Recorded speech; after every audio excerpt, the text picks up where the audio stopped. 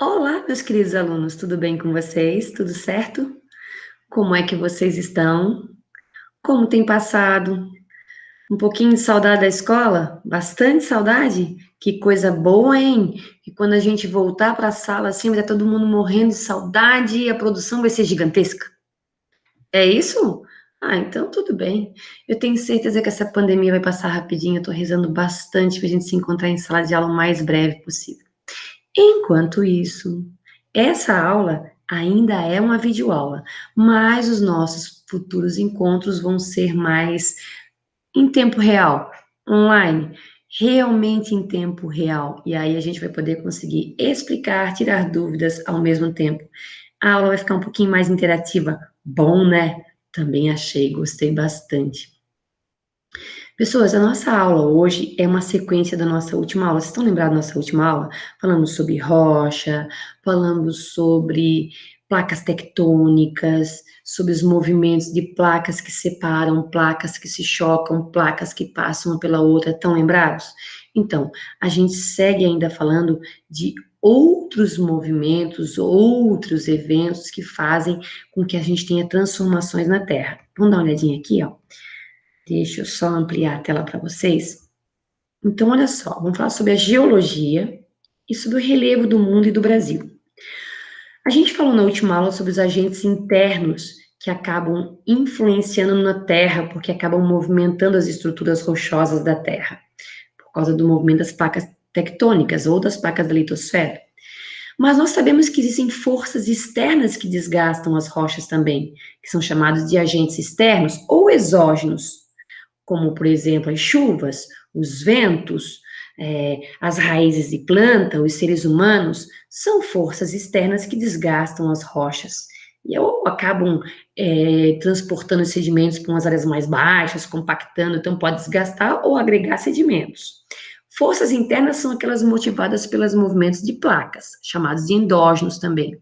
E forças externas, exógenos, temos as chuvas, os ventos, as geleiras, tá?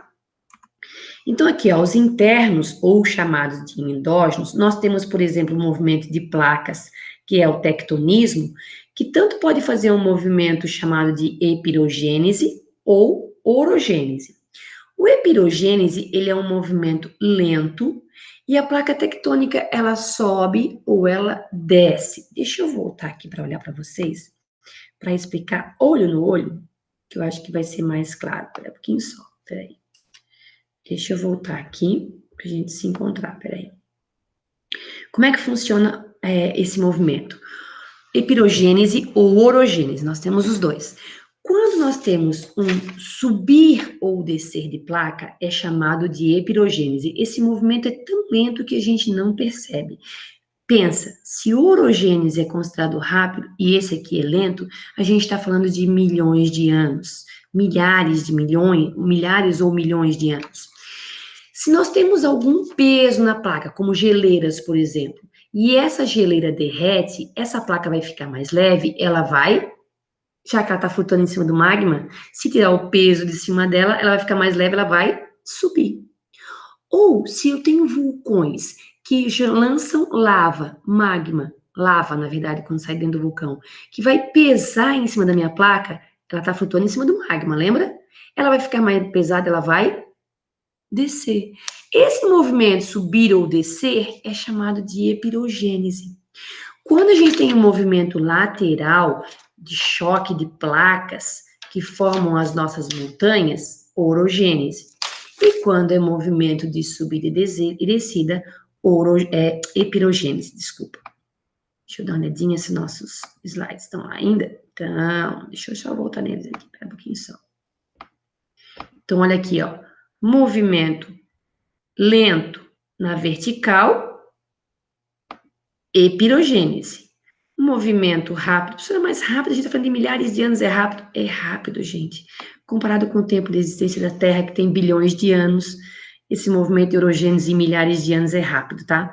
Então, o movimento vertical, epirogênese. Horizontal, orogênese. Olha o epirogênico aqui, ó. Quando a placa está subindo, é chamado de soerguimento. Quando a placa está descendo, é chamado de subsidência. Um exemplo de soerguimento, a região da Noruega, ela está soerguendo, o seu território está subindo. Ah, professor, é igual um elevador, aperta o botão e sobe. Não, é muito lentamente, a gente não consegue perceber. Já a região da Holanda, por exemplo, está sofrendo subsidência, está descendo a placa. Então, além deles passarem um problema danado com o derretimento das geleiras, fazendo o nível do mar subindo, o território deles sofre subsidência, descida. E aí, o orogênico é aquele que a gente tinha falado, ó, o choque de placas, que acabam formando dobramentos aqui, ó. Então, são os movimentos orogênicos, movimentos horizontais.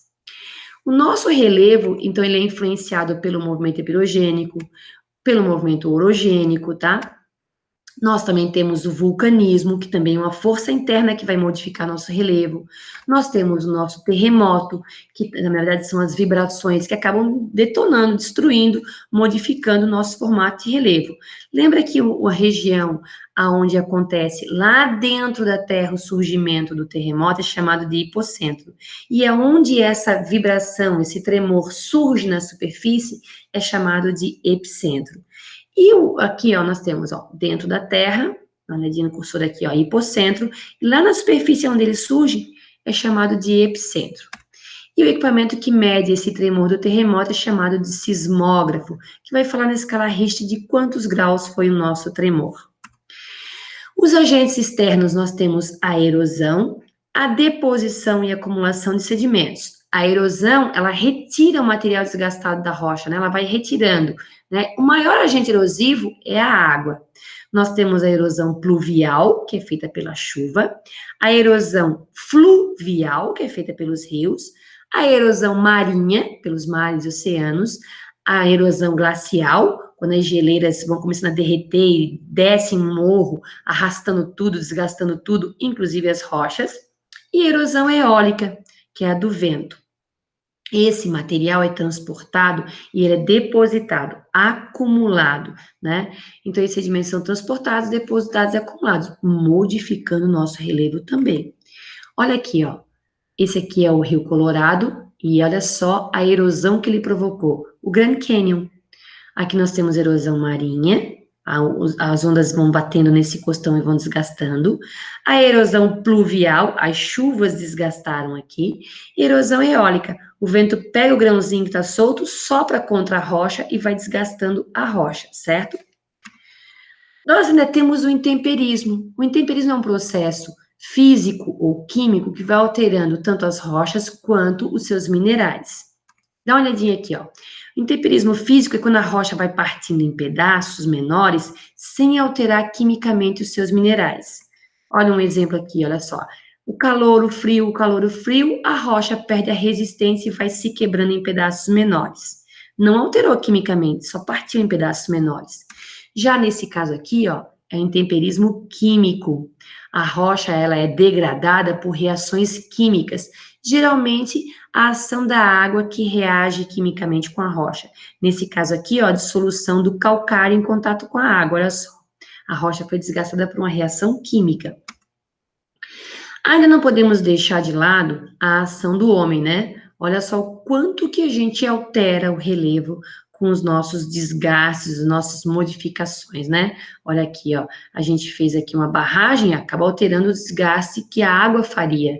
Olha só os nossos túneis aqui desgastando. Olha só as estradas que a gente abre nos morros, tá? Esse material é transportado tanto pela água da chuva, pela correnteza dos rios, pelos mares, como pela força dos ventos. O processo de acúmulo, de deposição, onde acontece a deposição de sedimentos, é chamado de processo de sedimentação, certo, pessoas? Esse aqui, ó, ele aparece na apostila de vocês, é o Rift Valley. Aqui é a ponta oeste da África, essa ponta aqui é chamada de chifre africano. Se vocês perceberem aqui, ó, tem uma área aqui, inclusive não tem essas partes com água, que é uma área mais rebaixada, porque esse pedaço da África aqui, ó, tá se partindo do restante da África. Então, é aqui se formou um vale. né? Então, esse vale aqui é chamado de Rift Valley. Isso aqui se formou, levou 35 milhões de anos para chegar no estágio que está aqui, né? Esse vale que tem aqui. Futuramente vai acontecer, vai partir de uma vez esse pedaço da África, tá? Por enquanto, essa região aqui é chamada de vale, como se fosse uma vala gigantesca, né? Provocada por separação dessas placas tectônicas. A diversidade de forma de relevo distribuída sobre a superfície do planeta, ela é explicada tanto pela composição da base, o que tem embaixo do relevo, qual é a base que está ali, quanto também pelos tipos de rocha, porque se é uma rocha mais resistente, ela resiste mais aos modeladores, às chuvas, os ventos, né? E nós temos ainda os agentes internos que acabam alterando o nosso relevo também. A base, o que fica embaixo do nosso relevo, é chamado de estrutura geológica ou base geológica. É o que está fundamentando, é o que está na base, embaixo do nosso relevo. Então, olha aqui, ó, nós podemos ter o escudo cristalino, podemos ter dobramentos modernos ou podemos ter bacias sedimentares. É como se fosse o prato do bolo. O bolo é o relevo e o prato do bolo é a base, a estrutura geológica. Então, nós temos os escudos cristalinos, que também são chamados de maciços antigos, são conjuntos de rochas bem antigas, formadas entre a era cambriana e em parte da paleozoica, desculpa, que em cima deles, dessa base, chamada de escudos cristalinos, nós temos os planaltos e as serras bastante desgastadas. Aqui nós temos uma imagem mostrando um planalto aqui, ó. Esses escudos cristalinos, eles são constituídos, na sua maior parte, por rocha ou magmática ou metamórfica, em áreas geralmente que não tem grandes movimentações tectônicas, tá? Então, não tem abalos sísmicos. E nós temos a presença de muitos minerais metálicos e não metálicos, tá? Então, do ponto de vista econômico, é uma região que a gente encontra bastante elementos importantes para a mineração. Nós temos as bacias sedimentares, as regiões aqui, ó, onde foram acumulados os sedimentos que se desgastaram das áreas mais altas, vão se acumulando e formando essa base que é feita de pedacinhos, é feita de sedimentos, chamada então de bacias sedimentares, formadas em áreas mais baixas por resíduos de rochas que se desgastaram das áreas mais altas no decorrer de milhões de anos. Já os dobramentos modernos são aquelas bases, é o que tem embaixo das montanhas. Esses dobramentos modernos, eles formaram pelo choque de placas tectônicas, tá? Então, é o que a gente tem embaixo das grandes montanhas. Em cima desses dobramentos modernos, nós temos elevadas altitudes, tá? E nessas regiões aqui tem intensa movimentação tectônica. Então, pode ter presença de terremotos, de vulcanismo, tá? Aqui, ó, nós, geralmente, no dobramentos modernos, nós temos montanhas altas, jovens, pontiagudas, pouco erodidas, que sofreram pouca erosão, desculpa, e áreas de instabilidades geológicas. Olha aqui, essa imagem mostra bacias sedimentares, escudos cristalinos, aqui é também escudos cristalinos, esses escudos cristalinos desgastam e formam as bacias sedimentares. Certo, pessoal, deixa eu voltar aqui para dar um oi para vocês. Espera aí um pouquinho só. Opa, agora sim. Pessoal, até aqui é a nossa parte 1. Se vocês observarem a nossa apostila, segue um pouquinho mais além. A gente vai continuar na próxima aula, certo? Então, a gente vai até aqui a parte 1 de bases, né, geologia e relevo do mundo e do Brasil. Combinado? Os exercícios vocês podem começar a fazer até essa parte aqui, os exercícios que forem além, que falarem um pouquinho mais sobre o relevo do mundo e do Brasil, segura um pouquinho, deixa para a próxima aula nossa. Combinado? Fechou, pessoas. Beijo gigante. Saudade de ver vocês de forma presencial. Por enquanto, a gente vai se encontrando por aqui, certo? Um beijão.